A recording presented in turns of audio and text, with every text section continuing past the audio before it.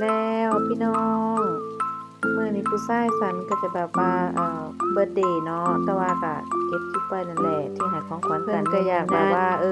อายุ60ครบ60แล้วก็อยากมาแบบว่าแบบตะมุตะมิกับเฮาก็เห็นความสำคัญก็คืนนี้ก็จะเป็นคืนแบบจะเที่ยงคืนแล้วก็คือมื้อแรกของที่จะแบบเลยเที่ยงคืนไปประมาณนี้ก็คือแบบเบิร์ธเดย์แล้วเนาะบัดนี้ก็บ่ได้แต่งตัวอีหยังดอกก็แบบมาดื่มร้านจะอยู่ในแถวบ้านเนาะอยู่หม่องแถวหนองคุณร้านน้องๆเขาก็ฝากร้านได้เด้อก็ไปหาน้องๆได้บริการดีบรรยากาศก็ดีเด้อค่ะเด้อหม่องนี้อันนี้ก็คือให้แบบเคยให้การแบบนี้ล่ะคือเราก็มักก็มีการมีอีหยังให้เขียนคำอวยพรนู่นนี่นั่นให้แบบเล่าแบบนี้เนาะเนี่ยก็เขียนคำอวยพรให้เล่าแล้วก็มักแล้วก็ย่องว่าเขียนดีเจ้าคิดแล้วเขียนดีอหยังประมาณจังซี่เป็นโมเมนต์ดีๆที่แบบว่าก็อยากเฮ็ดให้เล่าเฮาก็บ่มีอีหยังให้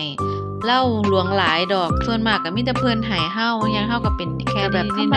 มดาบ่ได้พากันแต่งตัวอีหยังเด้อก็ขอให้เราแบบว่าแฮปปี้อยู่กับข่อยไปโดนๆเด้อพี่น้อง